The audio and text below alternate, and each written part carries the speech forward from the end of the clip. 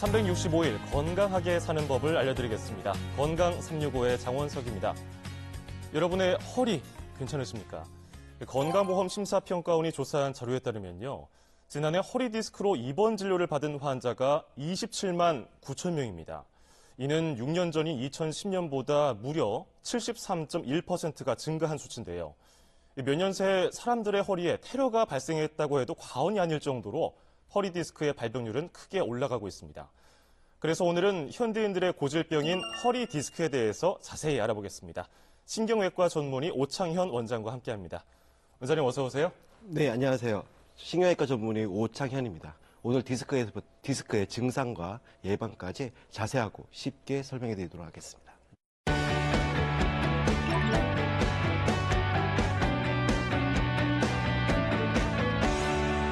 앞서서 심사평가원의 조사 결과에서 보듯이 디스크 환자가 굉장히 늘어나고 있습니다. 그럼 허리 디스크라는 게 정확히 어떤 질환인가요? 정상적으로 척추체와 척추체 사이에 있는 디스크라는 정상적인 구조물이 있습니다. 예. 이 디스크는 척추체 사이에 있는 몸무게의 하중을 받쳐주는 게 주 역할이고 예. 허리가 앞으로 숙여지거나 뒤로 젖혀질 때 그의 중심축 역할을 해주는 건데요. 이 디스크 자체가 돌출되어 신경을 압박하는 것을 저희가 디스크병이라고 얘기하고 있습니다. 이 보면 파란색 부위가 디스크고 여기가 앞으로 숙였을 때 그렇죠. 이게 뒤로 이렇게 젖혔을 때 모습이군요. 네, 그렇습니다. 그러면은 허리 디스크가 걸리게 되면은 어떤 증상을 보이나요? 그 허리 디스크의 증상은 크게 두 가지로 나눌 수가 있는데요. 한 개는 중심성 통증, 한 개는 방사성 통증입니다. 예. 중심성 통증이라는 것은 디스크에 의해서 약해진 디스크 때문에 주위에 있는 근육, 인대, 그리고 후관절 부분들이 자극되어 나타나는 증상이고요. 방사성 통증은 디스크 자체가 돌출되어 그 신경 가지를 눌렀을 때 발생하는 증상으로 허벅지부터 다리까지 방사되는 양상의 특징을 갖고 있습니다. 예. 그러면은 중심성 통증이라는 것은 디스크가 약해졌을 때 마치 그 무릎 연골이 닳아서 없어진 것처럼 그렇게 돼서 연골이나 그 주변의 뼈나 아니면은 뭐 힘줄이 통증 부하를 받아서 아픈 건가요? 예, 맞습니다. 그래서 그렇군요. 그것 때문에 연관통이라고 저희가 많이 얘기하고 있습니다. 예. 그럼 방사성 통증은 우리가 일반적으로 알고 있는 튀어나와서 신경을 자극해서 아픈 경우군요. 예, 맞습니다. 그렇군요. 그러면은 허리 디스크 발병률이 어느 정도일까요? 사실 허리 디스크의 발병률에 대해서는 잘 알려져 있지 않습니다. 예. 유럽의 한 연구에 따르면은 증상을 일으키는 디스크가 약 1에서 3% 정도로 보고를 하고 있다고 하는데요.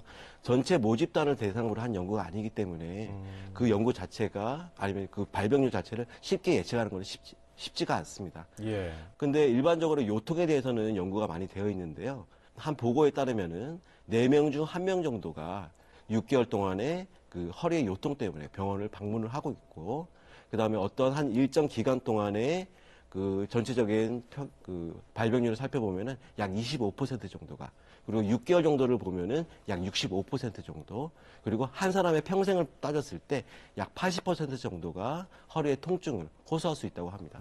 쉽게 말하면은 5명 중 4명 정도는 일생을 사는 동안 요통을 호소할 수가 있고요. 예. 그 다음에 1년마다 새로운 허리의 통증을 호소한 사람들은 12명 중 1명꼴로 나타납니다. 이 요통의 중요한 원인 중에 하나가 디스크이기 때문에 예. 그 디스크의 유병률은 많을 것이라고 생각이 됩니다. 예.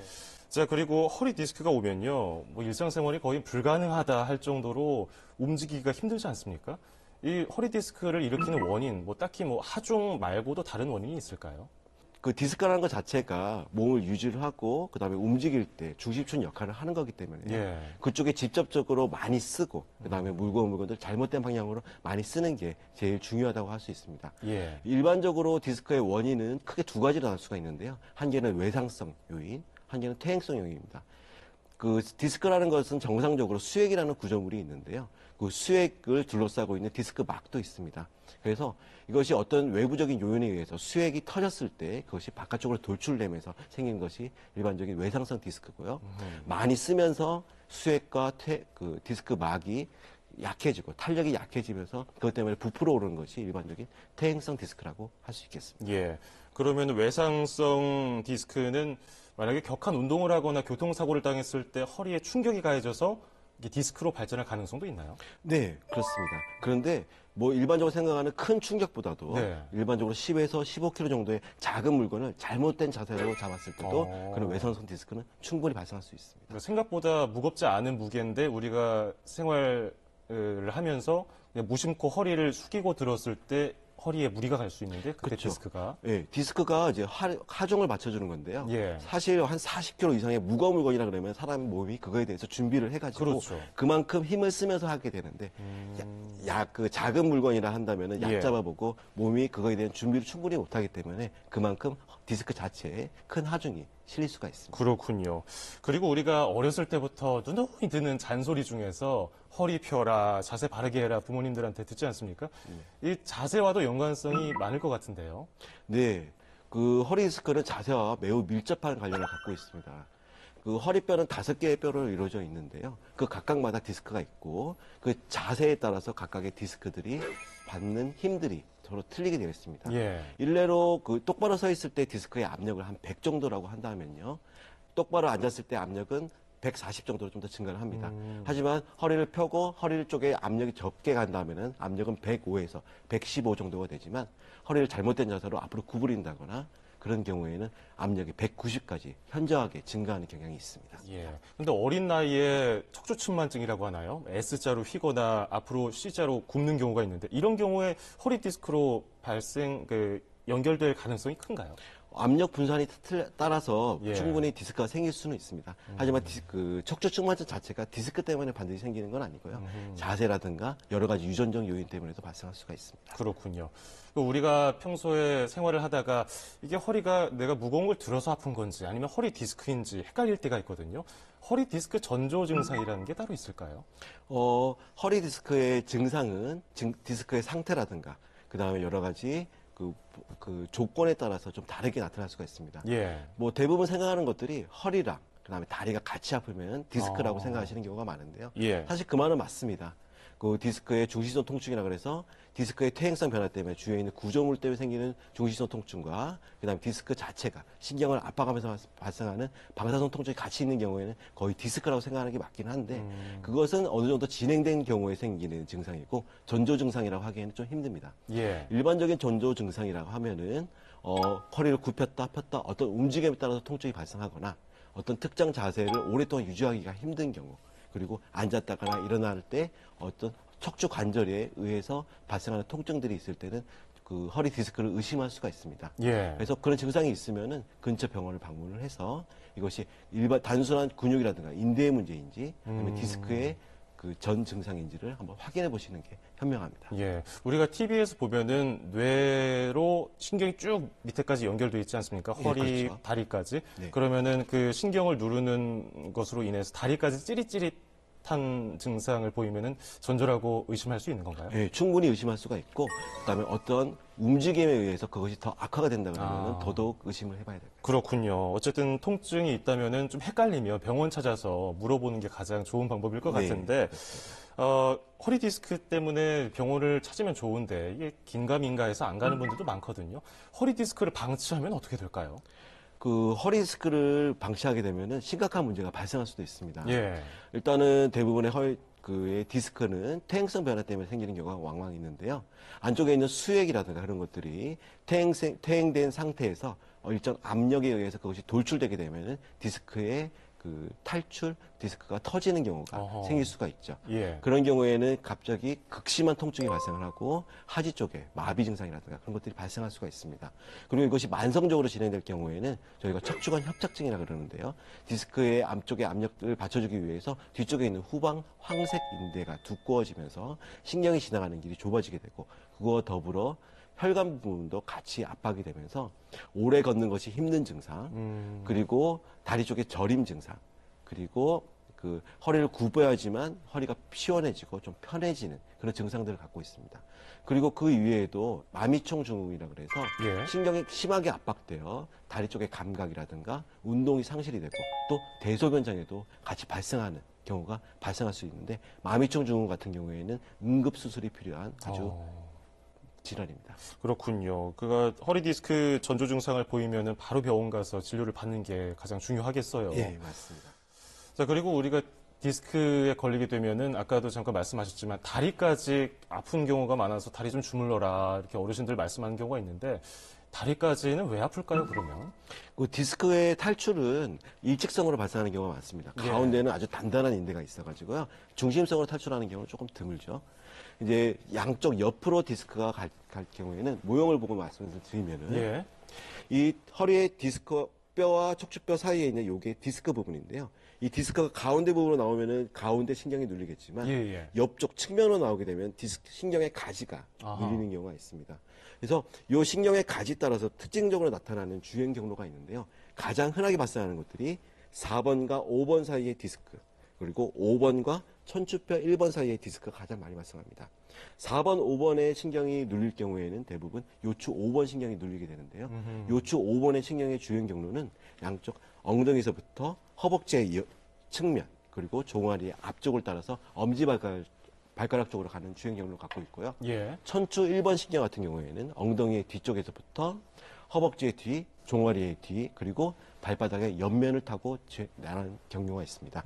이런 증상이 같이 관찰될 경우에는 적극적인 치료가 필요한 정도로 심한 디스크일 수 있으니까 예. 빨리 병원을 방문하시는 게 더 좋습니다. 그래서 아까 디스크가 발생했을 때 보행 능력까지 문제가 생길 수 있다고 말씀해 주신 건가 보네요.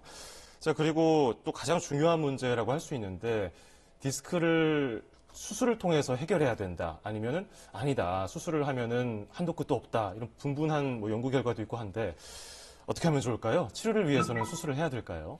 모든 디스크가 다 수술을 해야 되는 것은 아닙니다. 예. 과거에 가장 확실한 방법은 그 디스크에 의해서 신경이 눌리기 때문에 그 눌리는 디스크 자체를 제거해 주는 게 가장 확실한 방법이라고 예전에 생각이 됐었는데요. 예. 현재는 이런 수술을 한 이후에도 여러 가지 합병증이라든가 문제점이 생길 수가 있기 때문에 이것을 좀 더 최소한의 침습과 최소한으로 주위 조직을 손상을 덜 주면서 하는 여러 가지 치료 방법들이 개발이 되고 있습니다. 예. 그 개발된 그 치료 방법 중에서 어떤 것들은 매우 현저한 아주 놀라운 그 성과를 보이고 있는데요.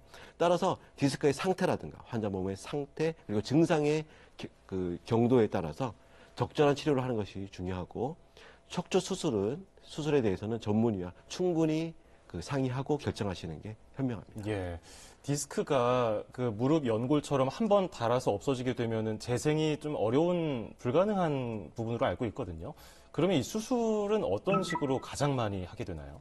일반적으로 이제 디스크가 터져서 이제 디스크에 그 탈출증이 생긴 경우에는 예, 예. 그 디스크 자체를 제거를 해주는 경우가 흔하고요. 하지만 고연령으로 갈 경우에는 이 디스크라든가 척추가 협착증이 오래된 경우에는 그쪽 척추체 사이에 인공 디스크를 넣어가지고 그 척추체의 디스크 자체를 완전히 제거를 하고 예. 그것을 뒤쪽에서 척추를 안정적으로 고정하기 위한 고정술을 진행하는 경우가 많이 있습니다. 예, 여기 부분에도 아까 보니까 척추 뒤쪽에 뭐 고정한 게 있던데 그런 예, 고정 이렇게 척추체 사이에 좀 돌려서 보여주실까요, 예, 한번? 나사못을 조절을 해서 척추체 사이에 있는 디스크를 제거를 하고 아하. 고정을 해주는 경우도 많이 있죠. 하지만 일반적인 디스크 해설을 하는 건 아니고 아. 좀 심해진 경우에 많이 진행을 합니다. 그렇군요. 참 이 디스크라는 게 듣다 보니까 흔하면서도 무서운 질환 같은데 한번 이렇게 수술을 해서 괜찮아진 다음에 재발할 가능성은 어떻습니까? 사실 디스크는 재발의 가능성이 높습니다. 어떤 조직이든 그쪽이 손상이 되면 그것이 다시 재생되면 많이 좋은데요. 예. 이 디스크라는 거는 혈관이 풍부한 조직이 아닙니다. 그쪽에 있는 그 산소와 영양분들은 주위 조직의 분산에 의해서 발생을 하다 보니까 한번 손상이 되면 그것이 재생되는 것이 좀 많이 더딥니다. 게다가 허리 디스크라는 것이 잘못된 습관이라든가 자세 때문에 생기는 경우가 많은데요. 허리 디스크 한번 생겼다고 해서 그런 습관, 행동들이 쉽게 고쳐지는 것이 아니기 그렇죠. 때문에 그런 복합적인 요소 때문에 디스크는 재발을 잘한다고 볼 수 있습니다. 그러니까요. 그 어르신들이 어렸을 때부터 잔소리하는 이유가 다 거기 있는 것 예, 같아요. 그렇죠. 디스크라는 것이 한번 발생하면 재발할 가능성도 높고 그게 다시 회복되기가 어렵기 때문에 우리가 일상생활에서 예방 수칙을 잘 지켜야 할 것 같은데요. 우리가 뭐 주의할 게 있을까요? 디스크가 일반적으로 생기는 위험 요인은 크게 6개로 볼 수가 있는데요. 그중에 나이, 성별, 그다음에 작업 환경, 그다음에 비만, 흡연, 그리고 유전적 요인입니다.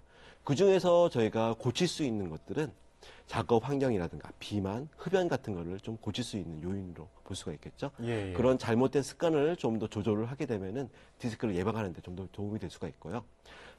그 디스크의 역할 자체가 몸무게 하중을 받쳐주는 거다 보니까 그 몸무게 하중을 좀 더 덜 받게 해주는 그런 운동을 하는 게 좋습니다.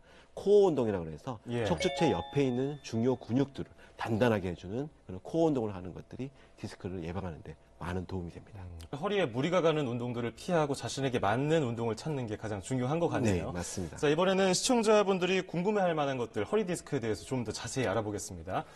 자, 먼저 1번, 허리가 아프면 모두 디스크다. 어떨까요? 우리가 이삿짐 나르다가도 아이고 허리야 할 때도 있고 김장하다가도 허리가 아픈 경우가 있는데 다 디스크라고 볼 수 있을까요? 가장 흔하게 알려져 있고 그다음에 또 사람들이 가장 인지를 많이 하고 있는 것이 사실 디스크이긴 합니다. 예. 하지만 디스크 때문에 모든 요통이 발생하는 것은 아닙니다. 그 허리 주위에 잡고 있는 근육, 인대, 그다음에 후관절, 그리고 멀리 봐서는 혈관이라든가 아니면 앞쪽에 있는 장기 때문에도 요통은 충분히 발생할 수 있습니다. 허리가 아프다고 해서 모두 디스크는 아니지만 허리의 아픈 원인을 잘 찾아내서 그에 맞는 치료를 하는 것이 중요하다고 생각합니다. 그렇군요. 어쨌든 통증이 있어서 좀 긴가민가 하면은 병원 가는 게 가장 중요할 것 네, 같아요. 맞습니다. 자, 두 번째 질문 살펴보겠습니다. 허리 디스크가 있을 때는 아예 움직이지 않는 게 좋다. 가만히 있으란 얘기인가요?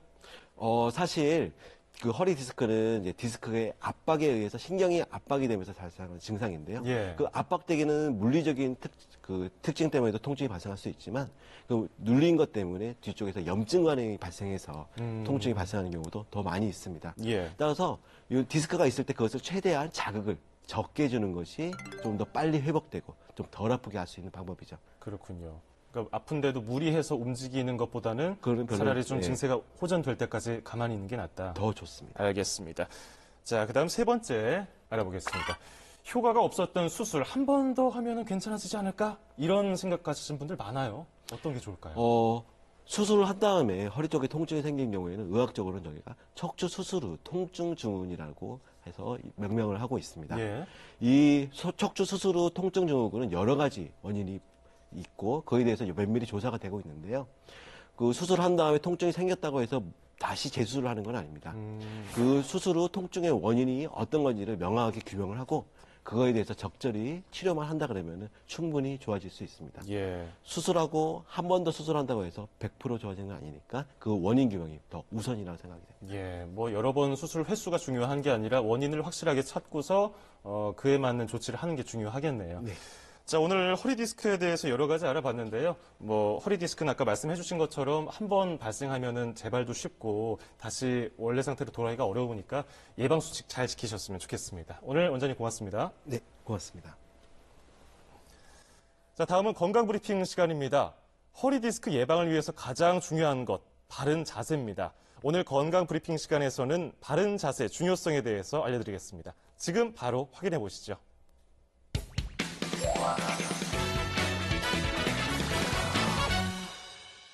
안녕하세요. 건강브리핑의 배지영입니다. 오늘은 척추 질환을 겪는 분들이 가장 신경 써야 할 바른 자세의 중요성에 대해 알려드리겠습니다. 먼저 바르지 않은 자세는 우선 척추 변형을 가져옵니다. 척추가 바르지 않으면 주변 근육이 제대로 움직일 수 없어 굳게 됩니다. 근육에 포함된 혈관도 탄력을 잃어 전체적으로 혈액순환이 저하되고 뇌로 가는 혈류량도 줄어들게 됩니다. 또 영양 성분의 전달이나 수분 배출 기능도 약화돼 몸이 약해지고 잘 붓게 되는데요. 결국 자세가 나쁘면 노화도 빨라진다고 합니다. 척추뼈는 매일 새 세포가 낡은 세포를 대체해야 골격이 유지되는데 나쁜 자세를 계속해 척추가 휘어지면 이런 과정이 활발하지 않아 골다공증이 빨리 온다고 합니다. 그리고 전혀 생각지도 않은 질병의 원인이 되기도 하는데요. 컴퓨터 작업을 많이 해서 일명 거북목이 되면 목의 척추인 경추가 비정상적인 일자목이 됩니다. 그러면 눈과 코, 입과 관련된 경추 근처 신경이 눌려 코 염증이 생기고 눈도 침침해지는 원인이 될 수 있습니다. 그리고 흉추, 즉 가슴 근처 척추가 삐뚤어지면 폐와 심장을 압박하게 됩니다. 그래서 척추가 휜 사람은 조금만 뛰어도 숨이 차거나 현기증을 느낄 수 있는 거죠. 그렇다면 어떻게 해야 바른 자세를 유지할 수 있을까요? 우선 사무실에 앉아 있을 때는 바르게 앉는 법이 중요합니다. 모니터 화면과 눈높이가 일치가 되어야 허리를 바로 펼 수 있습니다. 항상 책상 가까이에 당겨 앉고 허리는 의자 등받이에 밀착시켜야 합니다. 그리고 휴대전화 사용 방법도 바꾸는 게 좋습니다. 대부분 고개를 푹 숙인 채 몇 분이고 그대로 유지하는데 이것이 반복되면 보기 흉한 거북목이 반복됩니다. 좀 힘들더라도 휴대전화를 눈높이로 올리고 사용하는 습관을 들여야 합니다. 또 주방 일을 할 때는 발 받침대를 사용하면 도움이 됩니다. 오랜 시간 동안 일을 하면 허리에 무리가 가기 때문인데요. 15에서 20cm 정도 되는 발 받침대에 발을 번갈아 올려놓고 일을 하면 척추에 무리가 덜 간다고 합니다. 다음으로 잘 때는 천장을 바로 보고 눕는 게 가장 좋긴 합니다. 베개는 방석 2개 정도 높이가 가장 적당한데요. 목 부분은 둥글게 받치고 머리 부분은 평평하게 되도록 만든 특수 베개를 사용하면 목뼈가 자연스럽게 유지된다고 합니다. 간혹 웅크리고 자는 것을 걱정하는 사람이 있는데 자신만의 방식으로 근육을 쉬게 하려는 목적이므로 그렇게 걱정하지 않아도 됩니다. 단 엎드려 자는 것은 척추가 비틀릴 수 있어 피해야 합니다. 자는 자세만큼 걷는 자세도 중요한데요. 항상 등 쪽과 어깨뼈 사이에 힘을 모은다는 생각으로 가슴과 어깨를 자연스럽게 펴고 배를 집어넣은 뒤 엉덩이를 조여 올리는 기분으로 11자로 걷는 게 좋습니다. 마지막으로 신발 선택도 중요합니다. 신발은 발등을 감싸는 것이 좋고요. 밑창은 0.5cm 이상으로 발바닥이 닿을 때 충격을 부드럽게 흡수해야 합니다. 플랫 슈즈는 충격을 흡수하지 못해 좋지 않고 마사이족 신발이라고 불리는 아커바텀 슈즈는 무게 중심을 흐트리게 해 척추 건강에는 그렇게 좋지 않습니다. 오늘 알려드린 바른 자세 유지법 잘 숙지하셔서 건강한 척추 만드시길 바랍니다. 이상 건강브리핑이었습니다.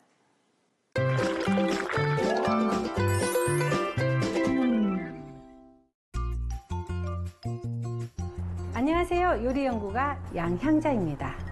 허리 통증은 생활의 잘못된 습관에 의해서 생길 수 있기 때문에 올바른 자세를 하는 게 중요합니다. 그리고 생활 습관만큼 음식도 잘 챙겨 먹으면 좋은데요. 오늘은 혈액순환에 도움을 주고 비타민과 칼슘, 철 등이 풍부한 부추를 가지고 수제비를 만들어 보겠습니다.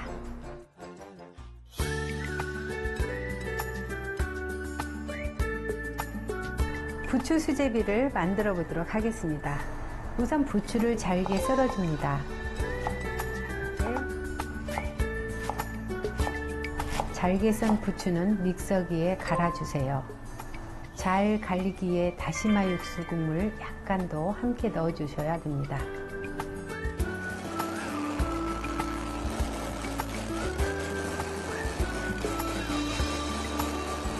냄비에 다시마 육수를 넣고 끓여주세요. 밀가루에 부추즙을 넣고 찰지게 반죽해줍니다.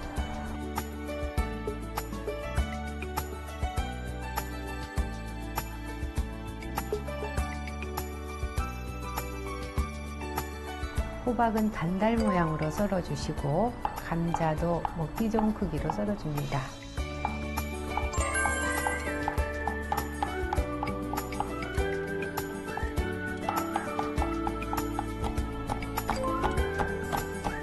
고추 씨는 물에 헹궈서 떼주세요. 냄비에 감자를 먼저 넣어줍니다. 끓는 물에 반죽을 조금씩 떼어서 넣어줍니다.